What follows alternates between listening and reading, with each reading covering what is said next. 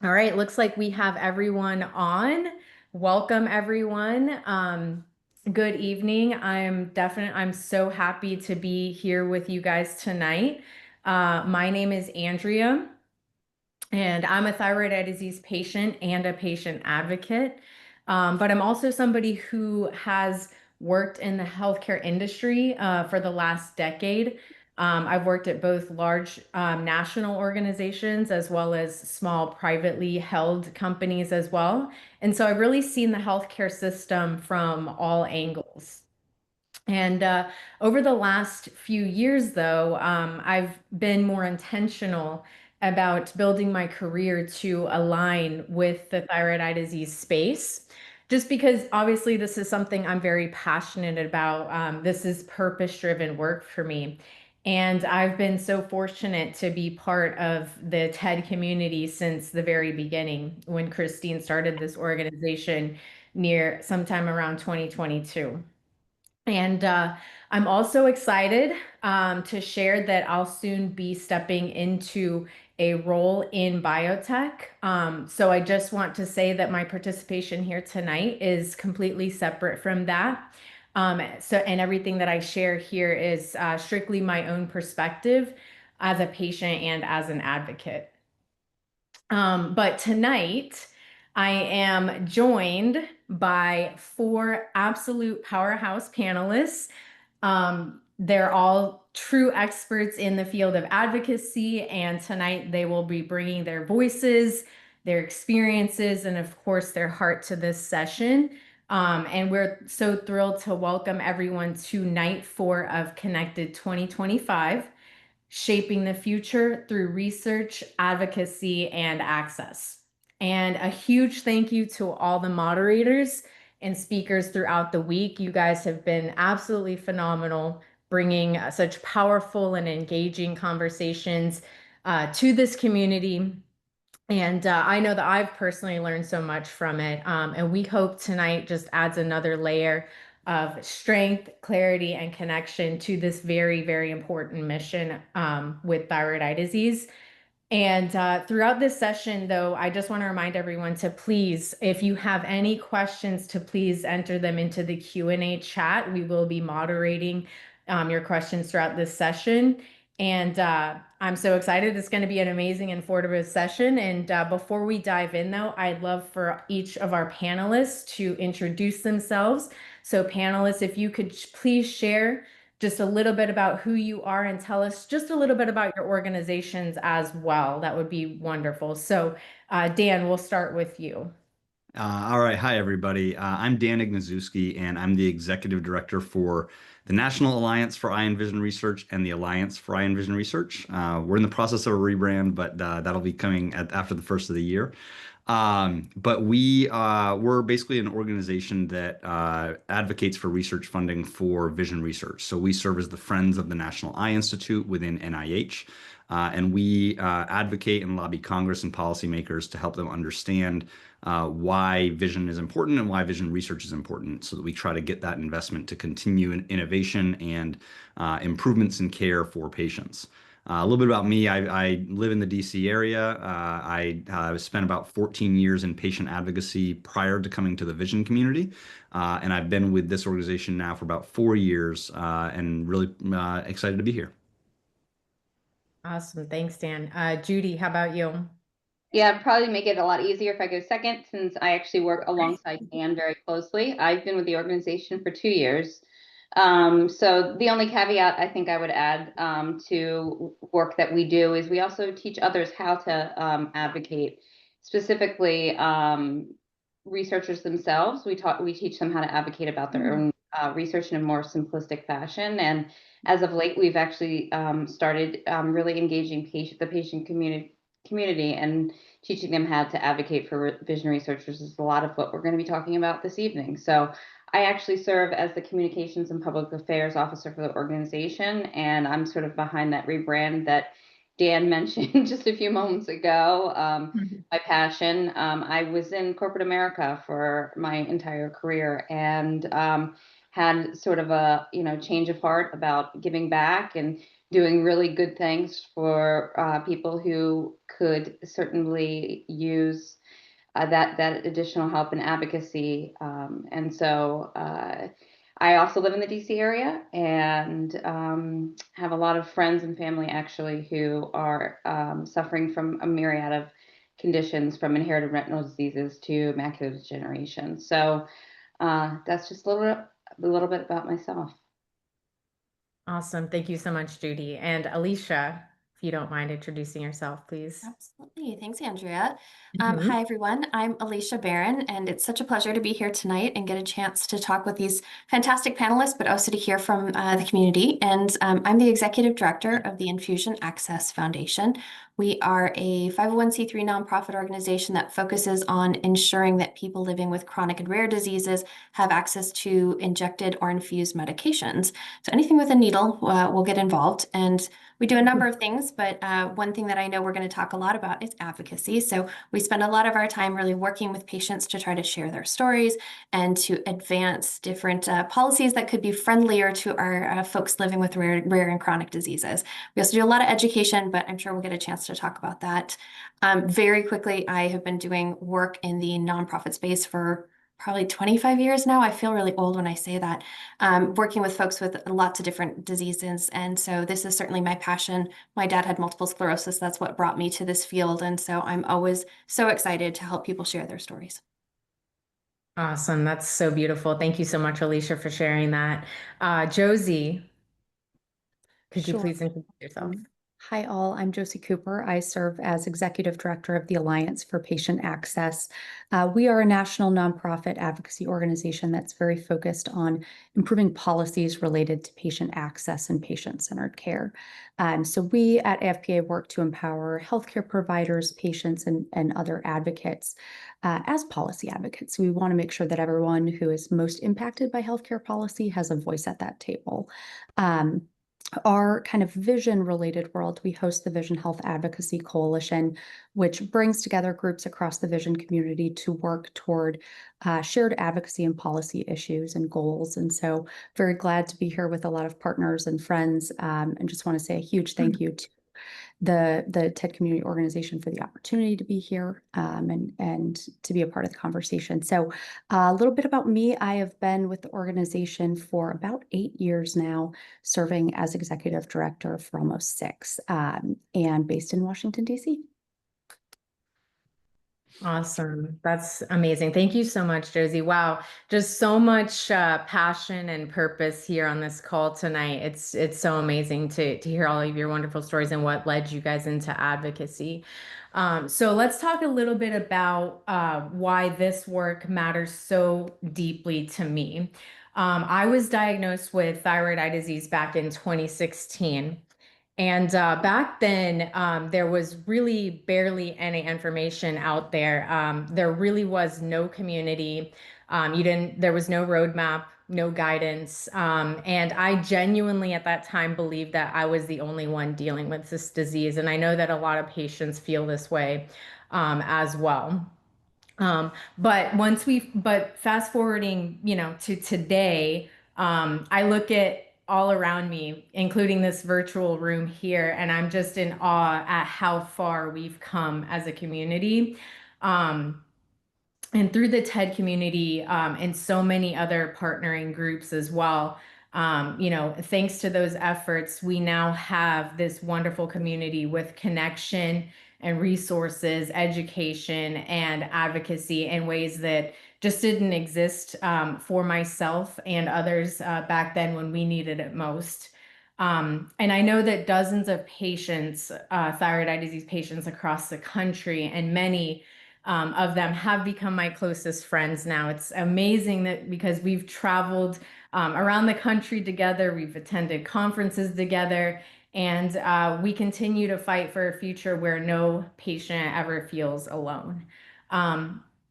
So let me just take everyone back to the beginning and what kind of led me into advocacy here. So, if you're a patient and you've lived this, you already know. that the word diagnosis is such a scary word, right? Like, it's the most scary word, in my opinion, that you could probably ever hear in your life. And it hits you like a freight train.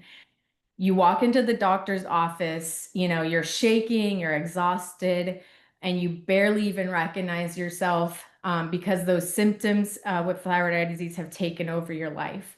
And you're waiting for answers, but you're also terrified of the answers you're going to get because you don't know like what you have, right, at that time. And then the doctor walks in with the lab results in hand, and then he sits across from you on a rolling stool and then looks at you straight in the eye and says, your thyroid levels are out of control. You have what's called hyperthyroidism. It's a condition called Graves' disease. And then your mind goes numb and then blank. And then suddenly you're like going into full overdrive. You're thinking Graves' disease, like that sounds terrifying. Like, is that curable? Am I going to die? What happens now? What do I do? And then at that point, the doctor hands you a sheet of treatment options, and tells you, your case is pretty severe. So, he urges you to decide pretty quickly, and then sends you home with a piece of paper. And, at that point, you've got a head full of fear and you're confused. And of course, you have all these decisions now that you never wanted to make. And then on top of that, you've got the insurance side of things, right? Now you have to learn how to battle with an insurance company, deal with denials, medical bills. You've got to learn how to make phone calls that you don't even know how to begin, right? So you're just trying to survive as a patient who's been newly diagnosed, and now you've suddenly just been thrust into this world to become a medical and insurance expert overnight. And, as patients, we've all been there. We've all questioned at some point this decisions we've even made about our treatment. We've asked ourselves, did I do the right thing? Did I choose the right path for my future and my health? These are some big decisions that we have to make as patients that really could affect the outcome of our lives, right? And I always tell patients this who are, sometimes feel guilty about the decisions that they've made. It's that you made the best decision that you could with the information you had at that time. And that should be enough. That's something to be grateful for and not something to feel guilty about. And that realization is really what pushed me into advocacy, because I didn't want anyone else to feel lost or isolated or uninformed the way that I did. I believe in patients having education earlier, resources earlier, and support earlier. So I wanted people to understand not just their disease, but the healthcare system that they're now forced to navigate through. So that's why tonight's discussion is so important, because together as patients here, as caregivers, clinicians, advocates, and stakeholders, we're here tonight to help shape the future of TED care. We can all use our voices to influence research, drive policy, expand access, and build just a better system than the one that we inherited. And I'm so honored to be with everyone here tonight. I'm very, very honored to lead this conversation. So let's get started. Dan, I think that it's appropriate to start with you. Help us set the foundation. Why is patient input absolutely critical in shaping thyroid eye disease research and priorities? And how does this help strengthen the case for NIH and NEI funding? Maybe if you'd like as well, if you could just kind of take a step back and sort of explain what the NIH and NEI actually do, because many patients on this call, this might be the first time they're actually hearing of these acronyms and organizations as well. Yeah, and I'll do my best to avoid the acronyms as much as I can. DC is a very acronym heavy town. But no, I appreciate that. I think that the thing that we want to keep in mind is, NIH it's a federal agency within Health and Human Services. that our tax dollars actually go to support research across the lifespan, across the spectrum. So there are 27 different institutes and centers at the NIH, National Institutes of Health. Everything from diabetes and heart disease, cancer, Alzheimer's and brain and neuro research, diabetes, and yes, even a National Eye Institute that was created back in the 1960s through advocacy efforts from patient organizations and research organizations. And it was taken out of, it was initially vision research, eye research was funded as part of neuroscience and brain research. And there's this brain-eye connection, and there's a lot of understanding of why that might have been. But in the 1960s, Congress, and with the help of advocates, decided that vision research, eye research really was not getting its fair shake. It was not getting enough investment or focus given the needs of the vision loss and vision impaired community. And so they lobbied Congress and advocated for the creation of the National Eye Institute. And so the National Eye Institute has been around for well over 60 years now, and it's led advances across the care landscape for all kinds of vision conditions. So it does research on anything and everything that has to do with the eye, or has some sort of incorporation of vision impairment or vision health. And that research is everything from basic research, understanding molecules and cells and DNA structures and things like that that are sort of basic in the lab science. It also includes some sort of social sciences and understanding community impacts. And ultimately, it also does translational science and clinical science, which helps move progress forward from discovery that happens in the basic science level to translational science that helps us navigate it into sort of a possible usable therapy or new treatment. And then those treatments then can go on to clinical testing and be picked up by pharmaceutical industries and biotechs to try to bring that to market for patients to improve their care and hopefully find better treatments, better cures for any host of these vision conditions, including thyroid eye disease. So it's kind of a big picture look at what the National Eye Institute does. It funds researchers across the country to be able to do that research. And about 99% of all drugs that have come out over the last several decades have some sort of foundational funding from the National Eye Institute, from our tax dollars. And so if we want to continue to make advancements, we need advocates to make sure that you have a conversation and we tell them that vision is important and vision research is important. One of the famous sayings here in Washington, D.C., especially in a year where we're seeing lots of cuts and challenges with federal funding, is if you're not at the table, then you're on the menu. And that's never more true than this year.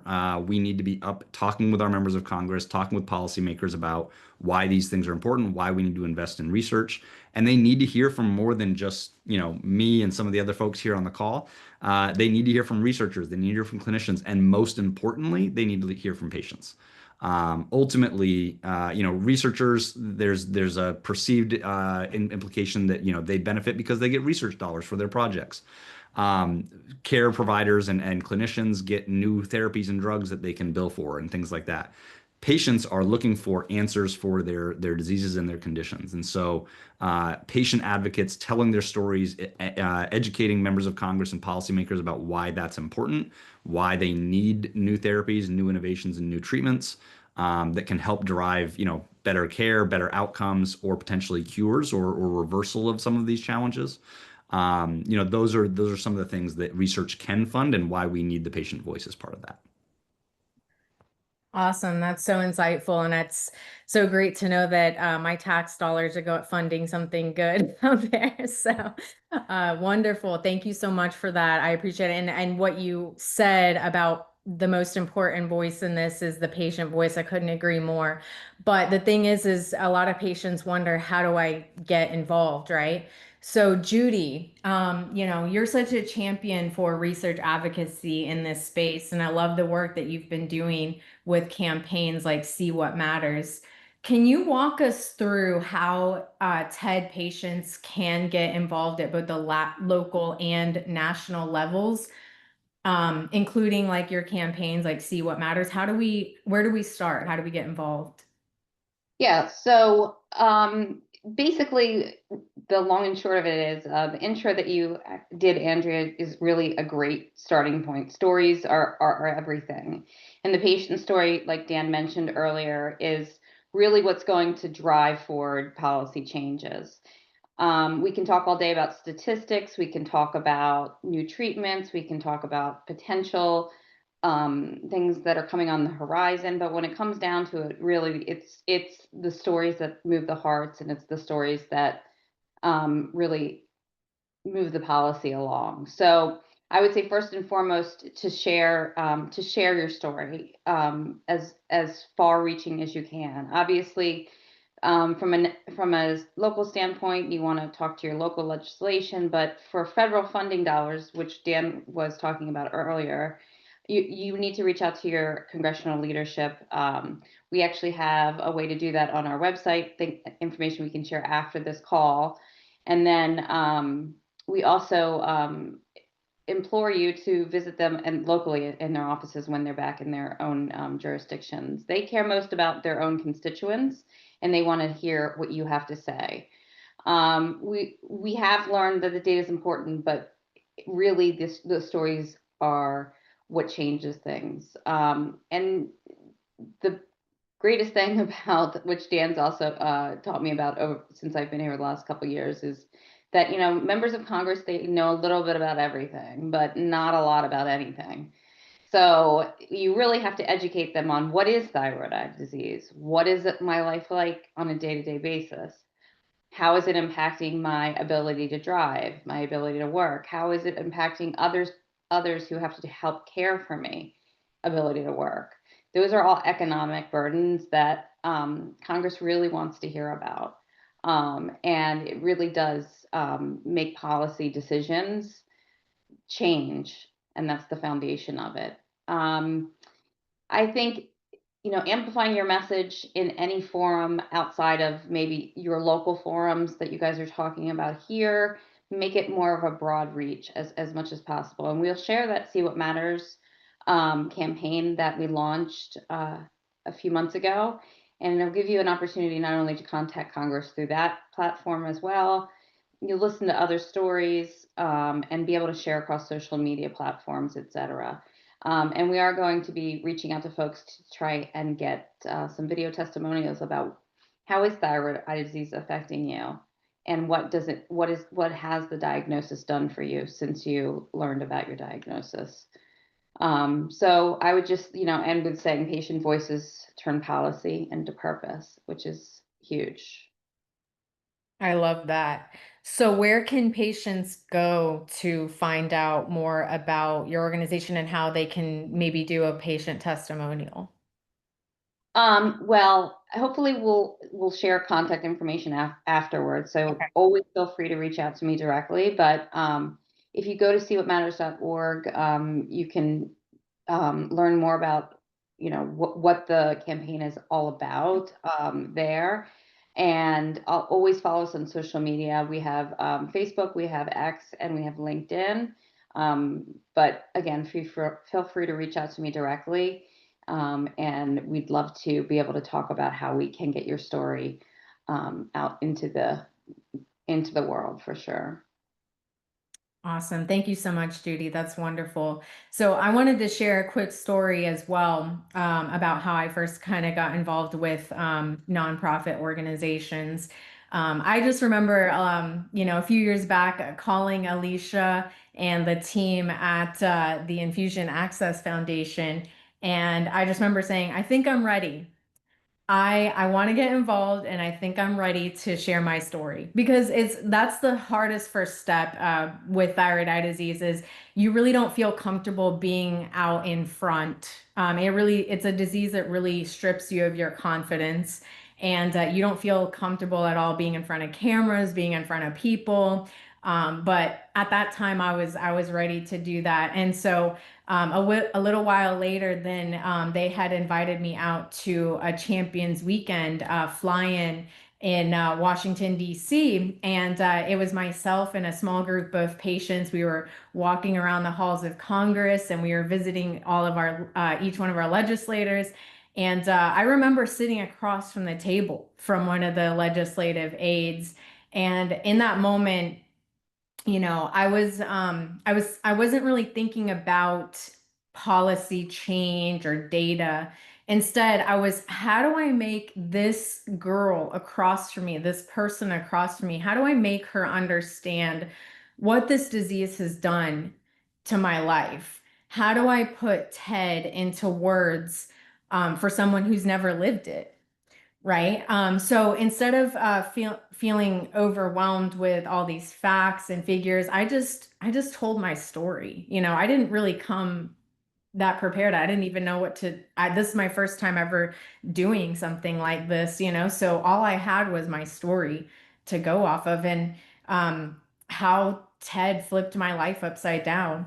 How it changed. I told her about how it changed my identity, my confidence, my career, everything. And that's why I admire Alicia so deeply. Infusion Access Foundation, they've really mastered empowering patients to share their stories authentically. And like you said, Judy, at the end of the day, stories is what moves hearts faster than data can often move minds. So, Alicia, we'll go to you. So, you and your team are incredible at helping patients share their voices, and I'm so fortunate to have worked with you guys in the past. What makes your story? What makes you as a patient, your story truly resonate with policymakers and the public? And do you have any tips for patients who want to meet with legislators and tell their story more effectively? Sure. Yeah. Thank you for sharing your story on that, Andrea, because you're right. I think you make a really good point that, you can hear us talk about this, but you can be in a place where you're not ready to share your story. And that's totally okay. This is something that you do have to make a decision to be able to share your story publicly. And it can be a big step. So if you're not there, don't worry. You may get there, you may not, but that's totally okay. So I think, the main thing about sharing your story is that you want to be authentic. You want to keep it, like Judy said, to how is this really impacting your life? And you want to make sure that you're sharing it in a way that really, like, they're seeing your true self in this. It doesn't matter the statistics that Judy says, that I say, that, Josie says, like, they don't care about that. I'll tell you an anecdote. I have been to the same office because I live in the same place for years and years. And I've told a patient story because it's the perfect, step therapy story to tell, unfortunately. And I've said this person's name a couple of times, shared the story a couple of times in my visits. And when I started to say it, they go, "Oh yeah, you told me that story last year." But anything else I told them, I guarantee they don't remember that at all. And so they remembered that patient's story. They remembered that the impact that this had on that specific patient, and that's what's important. So I think it's really, really key to share your story in that really authentic way, because they will remember it. I am so sorry. My dogs are going crazy. So if you can hear that, I really apologize, because they're right behind me and it's crazy.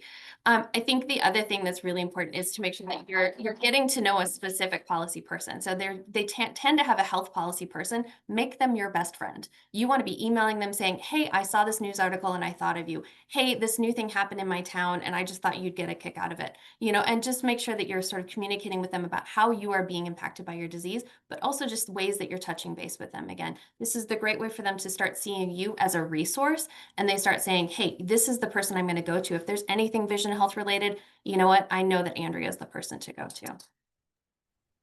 Fantastic. I love that perspective. Thank you so much, Alicia. And no, I couldn't hear your dogs. So you must have a special mute or specialized microphone on your. I'm so glad, because honestly, I was like, of course, this is what is happening. So, okay, cool. I wanted to add real quickly too. Yeah, absolutely.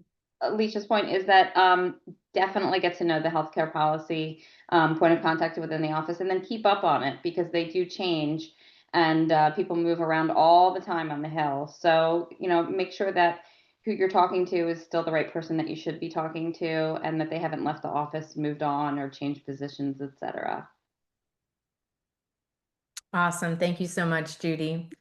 So at the end of the day, yes, we need to tell our stories and how it impacted our life, but also we should also think about the goals that we have in mind, because at the end of the day, we're here to help shape policy and make a better healthcare system that works for us all, right? So with obviously with being patients, we deal with insurance and access issues all the time, right? It's a huge issue for patients, and you know, we might get those dreaded letters in the mail saying we've been denied treatment and we're getting roadblocked by our insurance company. So I wanted to switch gears really quick and kind of switch it to more of like an access issue. How can we how can patients get involved in helping change policy when they feel powerless at the individual level? And Josie, if you'd like to kind of chime in here, that would be wonderful. Sure, this is my favorite thing to talk about, unfortunately. So similar how Dan kind of took a step back and talked big picture first. So I want to take a moment to just talk access barriers. So one of the biggest frustrations that we hear from patients, from advocates, from physicians is it's access to treatment. We all know this. For a lot of people, it takes a very, very long time to get diagnosed, to get to the right provider, to finally, go back and forth and land on the right treatment. And what we find so frustrating is that a lot of times after all of that, you've already gone through the process, you find out your insurance won't cover it, or they've delayed it, or they want extra paperwork. It's a really common experience, unfortunately. There are so many different types of insurance hurdles that stand in the way. So for instance, prior authorization. This is a tactic insurance used to delay care while they ask for extra paperwork. And a lot of times they ask for the extra paperwork knowing that, it's just going to slow it down or it'll slip through the cracks. There's another form called step therapy. Step therapy requires a patient to try and fail a medication that your healthcare provider didn't prescribe before they can get to what you were prescribed. There's a whole number of other barriers. I won't walk through them all, but it's really, really common. And it's not just frustrating. It delays treatment. It can worsen outcomes for patient. It adds just incredible emotional kind of stress on patients and families, financial stress. It's just a lot to deal with. And we at AFPA, I think that the broader vision community, we don't think that really should be the patient's burden to solve. We believe that federal and state policymakers can and should fix those barriers. And so that's where, all that to say, coming back to advocacy, that's where advocacy comes in. So AFPA and our Vision Health Advocacy Coalition, other partners like the ones here tonight, we are working actively all of the time to pass laws that will protect patients from these barriers. There are legislative opportunities in every single state in the country, in Washington, D.C., that would improve transparency in how coverage decisions are being made. That would, reform the kind of timelines for paperwork, that would make treatment more accessible. And so we're actively working to pass those laws so that we can protect patients and make sure you can get what you need. But we need patient voices. To the points that have already been made, it's the patient stories that really resonate with lawmakers. And we find the same thing as you, Alicia, when we go to a congressional office. It's what makes it real, right? The data can make sense to them, but it's the stories that actually stick. And so when a patient shares what it means for them to wait months for a treatment that could have improved, their health months ago, that matters. That's what changes minds. And so there's 1,000,001 ways that you can share your experience, that you can get involved as a patient. You can participate in a briefing. You can sign a letter. You can do a virtual meeting with probably most of our organizations. And the thing that I think is important to know is that you don't actually have to be a policy expert. You just need to be able to share your story and your experience and what better policy would have meant for you or would mean for you. We really believe that every time that, someone speaks up, it helps you, but it also helps the next patient. And so would just encourage folks to get involved with any or all of our organizations. Fantastic. Thank you so much. And I wanted to kind of play, and I really appreciate your perspective, Josie. You're so knowledgeable about that area. But going to DC, it sounds wonderful. It sounds absolutely glamorous, right? Like to go there and walk the halls of Congress and go meet with these like big wigs in DC and like, and maybe you'll get lucky and get to meet a senator or something. At one point, I actually did get lucky and meet a senator, which was like so cool. It was like a photo, right? Take a photo with them, right? But not everybody necessarily has that opportunity to fly all the way out to DC. So, or maybe they're just not ready yet, right? And maybe they want to get involved in advocacy right now, right? Like, what are some of the small, like low pressure ways somebody can also get involved, like the first step of what they can do? And then, as these organizations have these DC fly-ins and they can decide, okay, I'm ready to go to DC and do this, right? Um, what are your recommendations? And then I'll go to Alicia and have her chime in on this one as well. You can do a lot of things from home. We can help you share your story on a video. We can help you submit a letter, to your congressperson. There's Alicia, you'll have other ideas too, but there's lots of things that we can do that are very, very easy and very accessible. Our goal is that you don't have to fly to DC to be an advocate. You don't have to take 3 days off of work to fly from your home in San Diego to go to Sacramento to testify in person. Like, we want to make sure that we see ourselves always as matchmakers. You tell us your interests and your constraints, and we will find a way to get you involved. Awesome. Alicia, I don't know if you would add to that. Yeah, no, I think that's all fantastic because I think the nice thing is that the nonprofit organizations that are represented here, I know we all have ways to get involved. The absolute lowest lift is to join an action alert, either ours, I'd love to have you, or, AFP's, or, Dan and Judy's. I honestly, that's the easiest thing to do, because you literally are going to get an email that says, hey, this is this thing that's happening. This research funding is in jeopardy. Click here to send a letter. You maybe put in your personal information. You want to do that to make it personal. Off it goes. You're done. That's it. It's 1 minute of your time, if not even less than that. If you want to amp up from there, like Josie said, if you want something more, then getting in touch with one of us and saying, hey, I would like to do more. I'd like to testify. I'd like to write an op-ed. I'd like to do some things that sort of take me beyond. Getting involved in a Hill Day is always a great opportunity. I know a lot of folks do that. The other thing I would say is, if you can't go to DC, which frankly, I live in Minnesota, so DC isn't easy for me to get to either. Get to know your local people. Your representatives have local offices. So if that's in your town, go get to know the chief of staff that's on the ground. That's a fantastic person. They're constantly on the phone with the DC staff and also with the congressperson. And when they come to town, they can set up visits for you to go to that local office and meet your representative. So you don't have to go to DC to meet your local representatives. They work for you. They come back to your towns. And so I think that's another really great way to sort of start to get to know your folks. So I think those are probably the lowest lift things to do. Again, sharing your story publicly is always a fantastic way to just start raising that awareness. And then organizations like ours, I hate to say it this way, but can use your story to say, you know what, I couldn't bring Andrea with me to DC. Here's Andrea's story. We have a beautiful story of Andrea, which I have definitely sent to Congress people to say, you want to know what this looks like? This is what this looks like. She couldn't come with me because she's a working professional that has lots of things to do. But, this is a story that we can share. So, sending your story up with Judy and Dan, another great way. We're all here to help you figure out how you can take action when you're ready and what that's going to look like for you. That's so awesome. So fantastic. This conversation has been so just insightful. I don't know, Judy and Dan, do you guys have anything else to add to that conversation before we kind of move on here?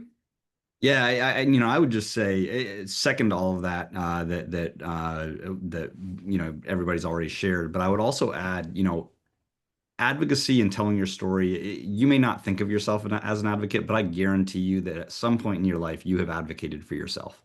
And advocating for yourself and telling your story and telling your experience and being passionate about something is what makes an effective advocate. So to everybody's point, if you tell your story, that's what you need to do. If you can remember one or two talking points that we'll help provide or that you can find on our websites or things like that, that's helpful. But your story is what's really impactful. And I've said this for years. I'm sure people have signed up for a cable plan and gotten a good deal, and then 6 months in or a year in, that doubles in price or something, right?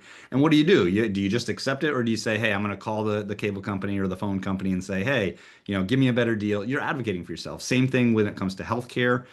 Same thing when it comes to political advocacy. And the thing is your story in your own experience is extremely valuable to be an individual advocate for yourself in all aspects of life. And so you should always learn to do that, learn to do it effectively. And we And can help you do that. But I would also say, from a policy perspective, when you are ready to share that story publicly, policy is where you can have a bigger impact. So individual advocacy is your chance to have a direct impact on yourself. When you get involved in the government relations and the federal laws and state laws and regulations and all of these things that we kind of work on a daily basis, you have a real opportunity to impact change beyond yourself, to impact the whole community and even people beyond that. And that's what I think kind of fires all of us up, and I think gets people really excited and keeps people coming back to DC, or keeps people involved in the advocacy efforts on an annual basis. So. And I would just say too, whether you realize it or not, just even getting to a diagnosis state is an advocacy road traveled. I don't have thyroid eye disease, but I actually have a very rare condition, and I won't overshare and get into details. But I will say that NIH actually was my my solution at the end of the day. There was a protocol there, and I found out what my diagnosis was. I banged down doors until I had to get to where I had to get to, and found one doctor that was doing a protocol at NIH, and just kept on asking and asking, and that's advocating in the most simplistic terms. So I would just say, whether or not you realize you're doing it, you have already advocated for yourself, and just getting to a diagnosis of thyroid eye disease. That is advocacy in motion. That's so awesome. I totally agree with you, Judy, that advocacy starts at diagnosis. It starts in the doctor's office when you are like, you know what? I don't, I think there's a better treatment option for me out there. Like, who can I see? Do I need to see another doctor? Do I need to get another opinion? And then, of course, advocacy continues on with the insurance companies when you're getting denied. Okay, well, what do I do with that? Like, who do I call? What do I need to say to them to get this treatment approved for me? And then it extends even beyond that. There's different phases of advocacy thing. And then again, when you're at a point in your diagnosis where you feel confident enough about yourself to share your story, that's when you bring it to more of this, like, again, this national big perspective sort of level, bringing it to Washington, D.C., telling your story on video and, putting it out there. But yeah, to me, I mean, in my opinion, advocacy really starts at the time you're diagnosed. So, yeah, everyone Yeah. is an advocate. So, Yeah, and opportunities often present themselves. The physician who treated me, it's such a rare condition. He actually paid for me to travel around the country, and have group speaking opportunities with other women who were diagnosed with the same thing that I had. And that was something, at first I was very intimidated about and very concerned about, because being that front facing person to tell my story, which is a very personal journey, was scary. But in the end, it really, that opportunity was fantastic, not only for me, but for the hundreds of women across the country that I was able to share my story with. So you don't know what doors will open once you start sharing your story. So I would just say, if you are ready and you feel comfortable, just start doing it, and I think the road will sort of build itself. I think it's good that you bring up intimidation though, Judy, just because it can feel really intimidating to do this. I mean, even sharing your story publicly can be really intimidating. And I think especially when we're talking about political advocacy, I don't want to say the elephant in the room here, but it's a pretty divided time right now, and you could be on one side or the other, and it's intimidating to think, oh, I'm going into this other person's office and they're going to be against everything that I'm for. That's not the case. Everybody is going to be very polite to you. It's going to be a very professional environment. They're there to listen to you. They're there to work for you, regardless of what side it's on. But I think you may feel intimidated going into it. I know I always get butterflies, even no matter how many times I've talked to my legislators. But I will tell you, there's never been a Hill Day where I've ended it where somebody was like, that was the worst thing I've ever done. I wish I wouldn't have done it. Everybody at the end of that is so stoked. They feel like they have made a huge difference for their communities, and it's so empowering. And so that's one of the reasons I'm guessing all of us love our work. This is the best part. The best part is the end of the day where everybody's like, heck yeah, like I did it. So it's great if you can get there. You do, but you may walk in with some trepidation, and that's totally okay. And that's why we're around to help you too, because we'll remember the statistics that may need to be said. All you're in charge of is telling your story and following the person around so that he can get you to the next office, because that's also the other hard part, frankly. Yeah. I mean, if everyone has a chance to do a hill day, I strongly recommend it. I mean, it's like the best buzz you could ever get. You feel like on top of the world afterward. Like you feel great, except for your feet might hurt because you're walking all day. But oh my God, you just feel amazing afterward. I totally recommend everybody do it at least once in their life if you have the opportunity for sure. But of course, we've got all the right people on this call today. All you'd have to do is reach out to them and, just say you're interested in, and hey, where do I start?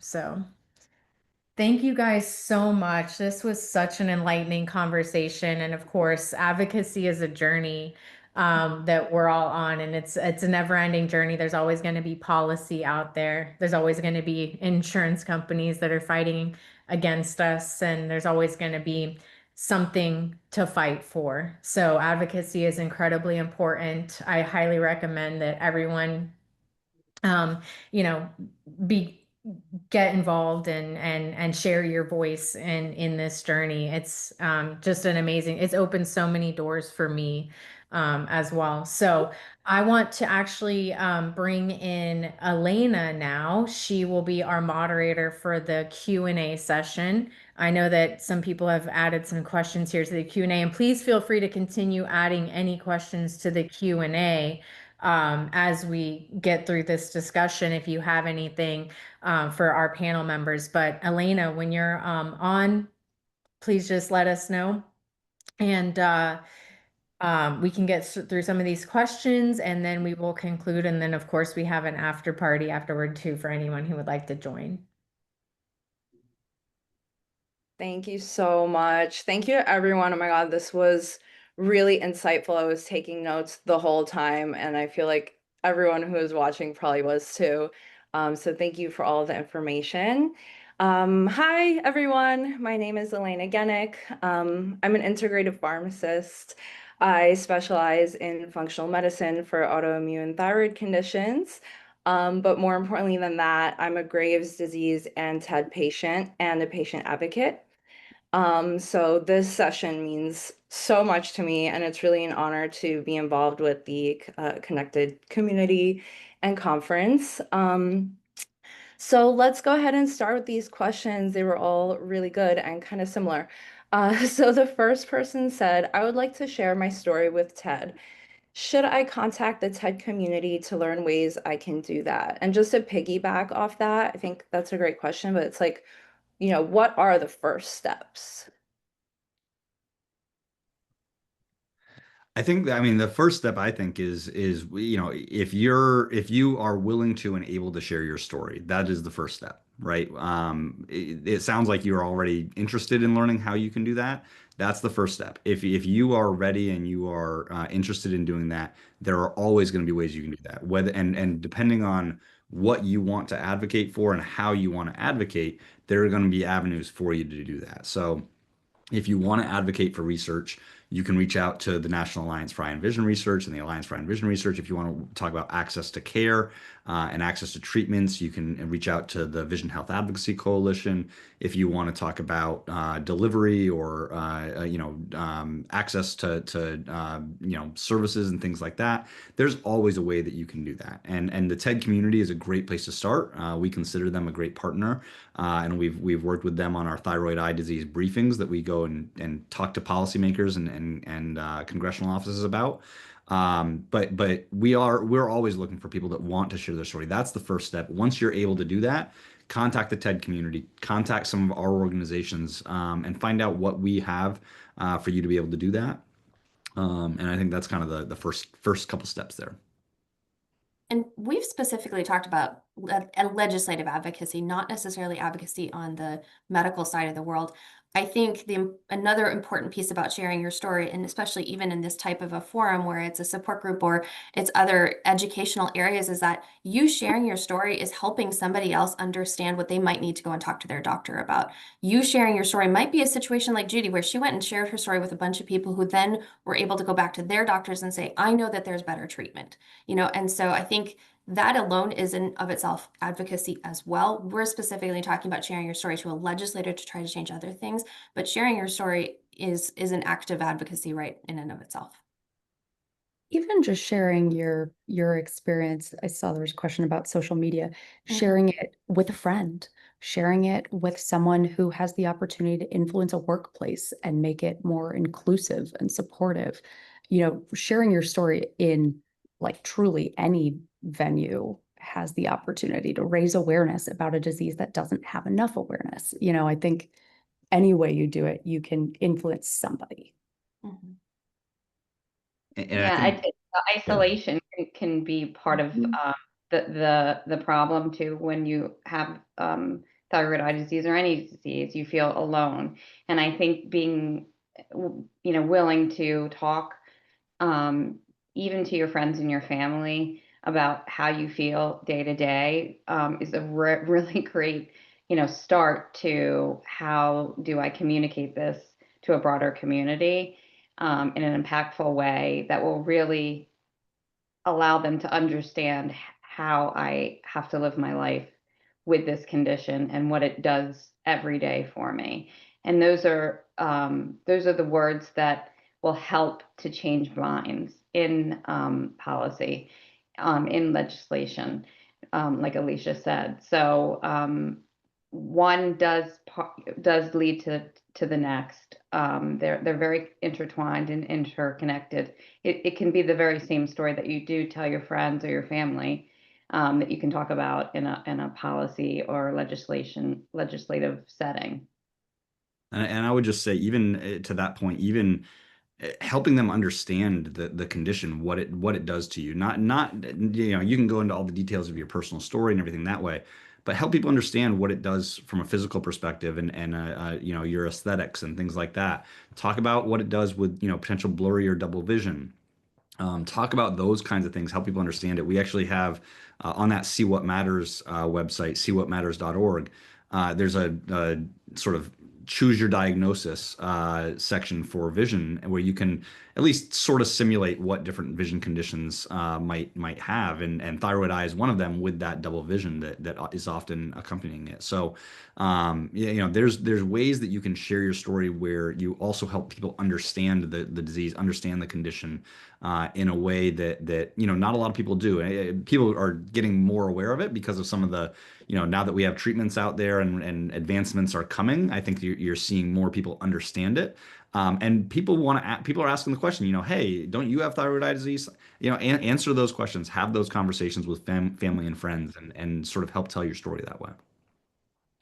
Yeah, I think to add to this advocacy as well, I think it's important for patients to think about, what's something that's not available yet that I wish I had. That's the first question you should ask yourself. And then that's when you learn to align yourself with the right organizations who can help bring that to fruition, right? Maybe it's educational materials that you needed or that you would have found helpful that don't currently exist, right? And you're like, okay, well, let me reach out to, Infusion Access Foundation or Vision Coalition that can help me, make these materials, right? So I think it's important to kind of ask yourself, like, what is something out there that you wish you would have had? Maybe it's a different treatment option. So then you're going to reach out to, National Institute, National Alliance for Eye Research, because you're like, this treatment option doesn't exist, but I wish it did. How can we make funding possible for that, right? So I think it's really important to kind of ask yourself, like, what is it that I need that isn't out there yet? Absolutely. Wow, everything that you guys said just really resonated with me, and like how I would share my story, like especially what you said about just telling people your symptoms, like because sometimes this is an invisible disease. Not everyone has visible symptoms. So it's like, how would anyone even know that you're struggling if you don't say something? And that's where it starts, telling our friends, telling our families. And we always And talk on about that note, too, that vision is something that a lot of people take for granted until it's gone, and then they realize just how darn important it is.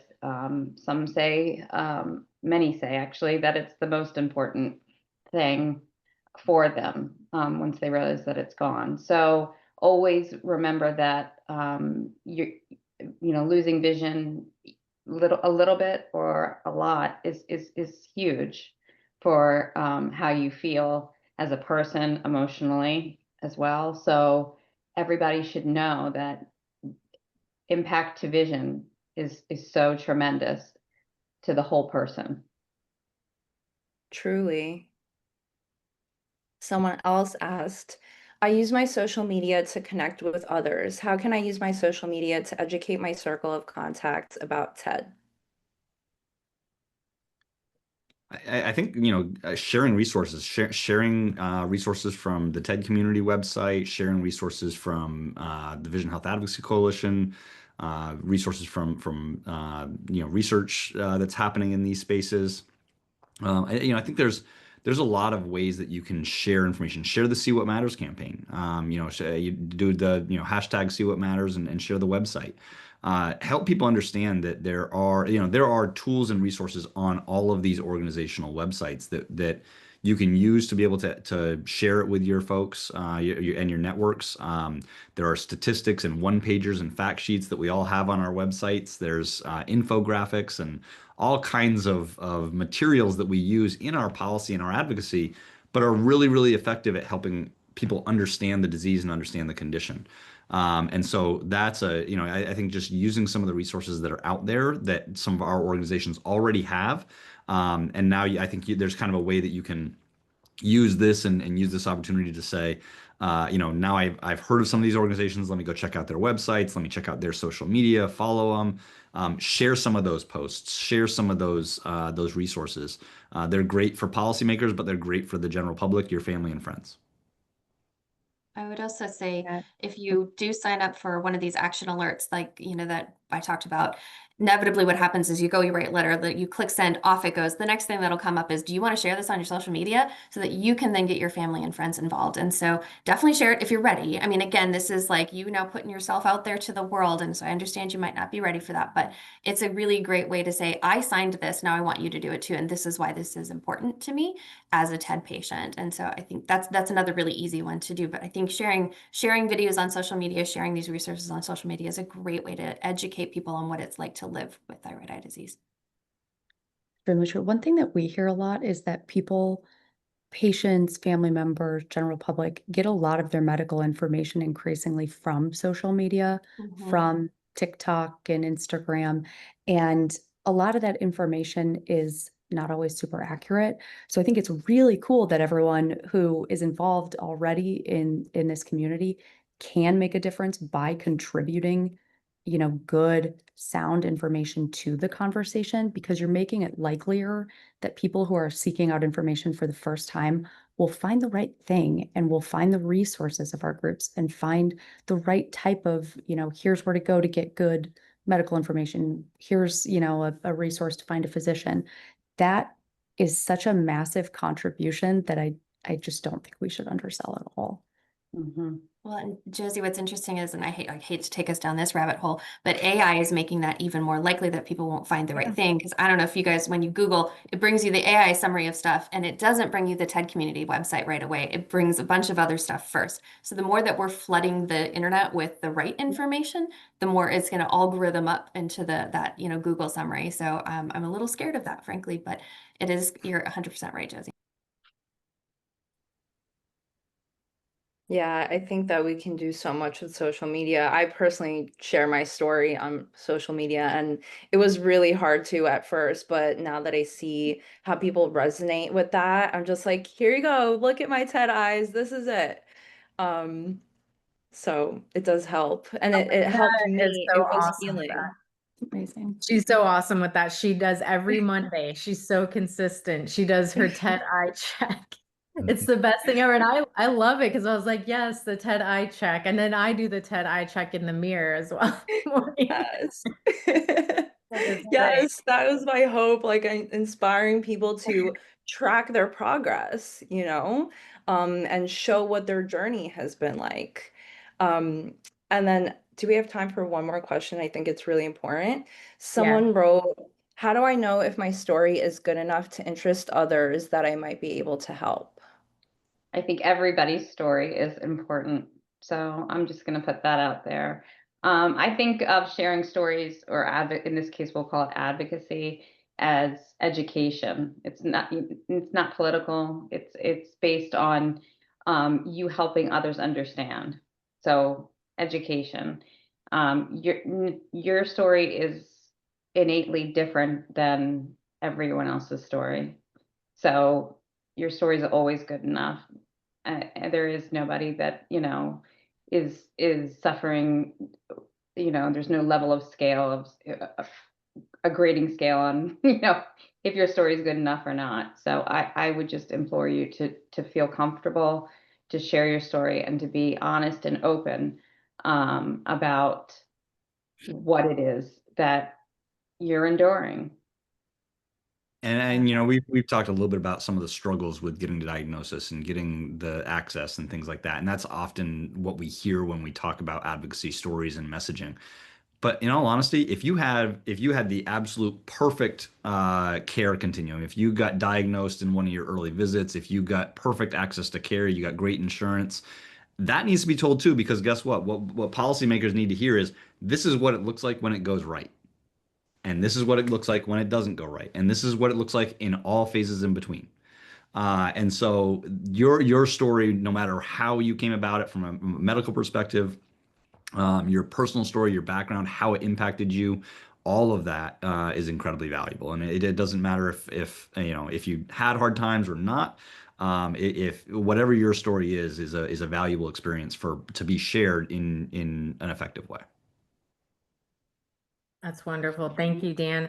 I think that if too, I want to share, if you ever get the chance to if anyone on this call ever gets a chance to go and be in front of legislators and tell their stories, what I found was effective, myself and other patients, was showing photos of before and afters. That really helped them really understand this disease. If you feel comfortable, of course, but like I showed them photos at my worst and at my best, and like the transition that, how I got from point A and point B, and sharing that story was very, very impactful for a lot of these legislators, helping them understand and put them in your shoes. So yeah, such wonderful conversation tonight. Thank you guys so much. I think we'll start to wrap up here.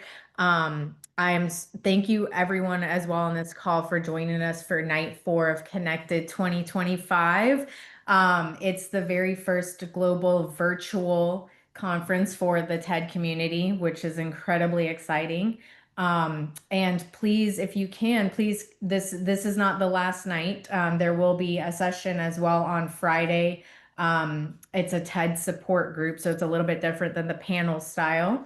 And then we'll have a session on Saturday night, November 15th. That will be the night that we close out Connected 2025.